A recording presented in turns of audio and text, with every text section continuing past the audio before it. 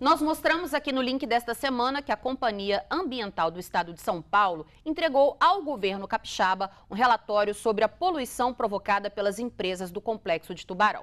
Para detalhar esse relatório, eu converso agora com o secretário de Meio Ambiente, Aladim Cerqueira. Secretário, muito boa noite, seja muito bem-vindo ao link. Boa noite, Adriana, é um prazer estar aqui. Prazer é nosso em receber o senhor. Secretário, por que o governo decidiu encomendar esse estudo lá em São Paulo? Primeiro porque nós queremos resolver o problema das pessoas, das donas de casas da nossa grande Vitória. A questão da poeira do propeto incomoda a cidade e nos incomoda muito também. Nós vínhamos já fazendo algumas ações de fiscalização e nós convidamos a CETESB, por ele ser um órgão primeiro, independente, não vive a nossa situação. A gente precisava de alguém com credibilidade, conhecimento e independência. E um outro olhar, né? Um olhar diferente do que a gente tem aqui já convivendo com o pó. A CETESB é o órgão ambiental de São Paulo, é o IEMA de São Paulo. Ela tem 50 anos de vida, é o primeiro órgão ambiental do Brasil. Eles têm profissionais lá que já têm 40 anos de experiência e não se aposentaram ainda, passaram pelo processo lá de Cubatão. É um processo muito mais complexo do que o nosso. Então, nós trouxemos a experiência deles, capacitando os nossos técnicos, colocando os nossos jovens técnicos do IEMA, que são excelentes profissionais, diga de passagem, para trabalhar junto e passar a ter esse olhar, e nós conseguimos um resultado muito bom.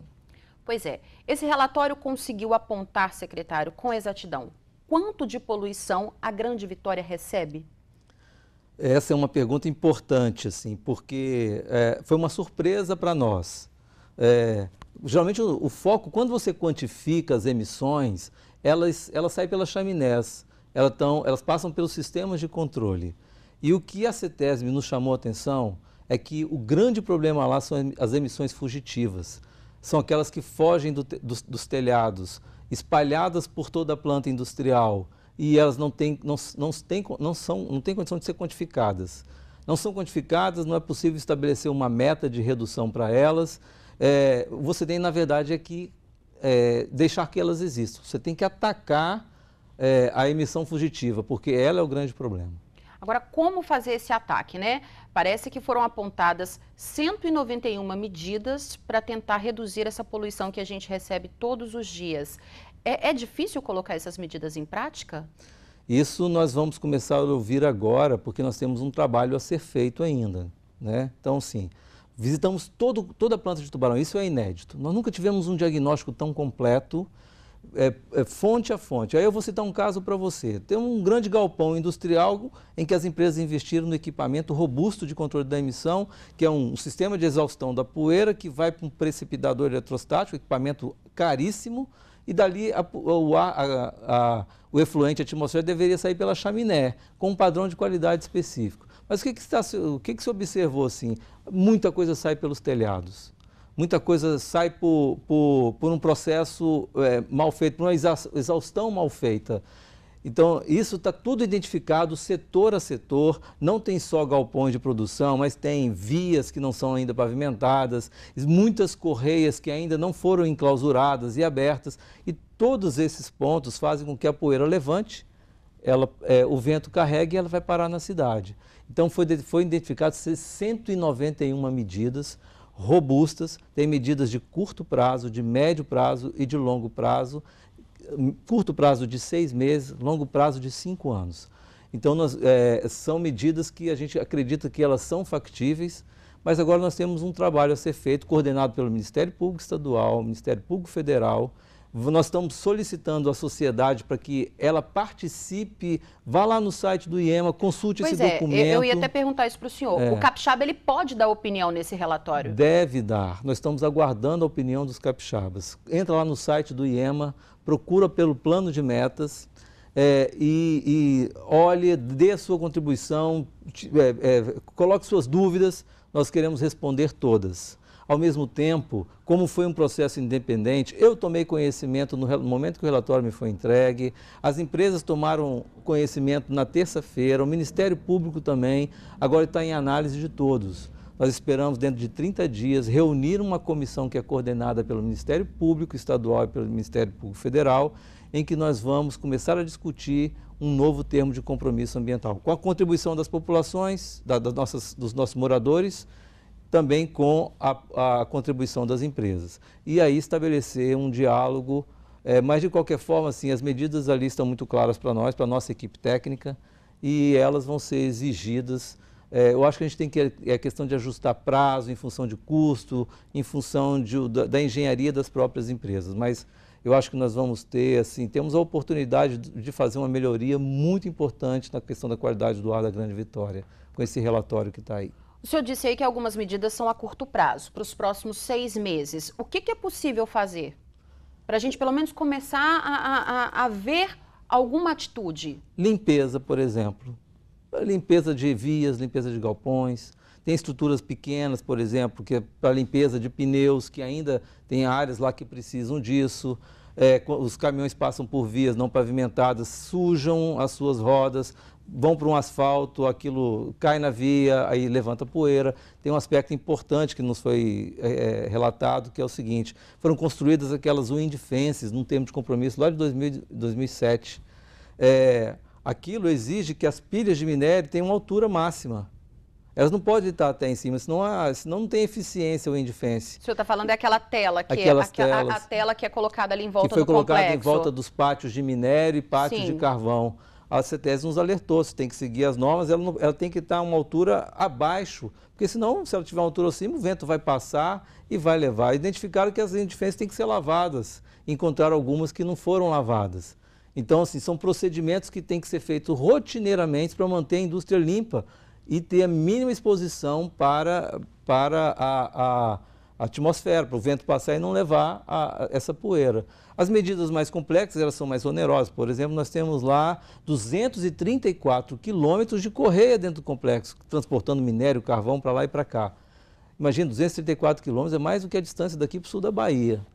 Isso existe de correia lá interna. Boa parte disso precisa ser enclausurada. Isso envolve engenharia, tem um custo alto, tem que ter um prazo maior. Mas a gente sabe que é possível fazer. A gente pega, por exemplo, os portos da Europa, isso já acontece. É possível fazer e eu quero chamar a atenção para uma coisa muito importante. O Complexo Tubarão, pela geografia da nossa Grande Vitória, ele está na direção do vento.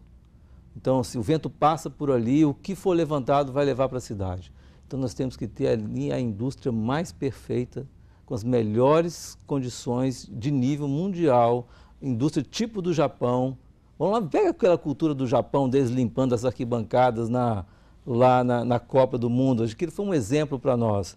Nós precisamos ter uma indústria assim, que dialogue com a cidade, com os nossos moradores, que esteja com as portas abertas para visita, até para o turismo, né? E total transparência para que a gente, e limpeza para que a gente possa ter a nossa cidade sem a poeira nas varandas das pessoas. Secretário, esse relatório fala sobre a poluição no mar ou só nas cidades? Ela fala das emissões, ela fala das fontes de emissão, certo? Com certeza, se tem o vento passando ali, carregando poeira, parte dela vai cair no mar, parte dela cai na cidade, as pessoas vão respirar, vai sujar as varandas. Mas ele abordou as fontes de emissão.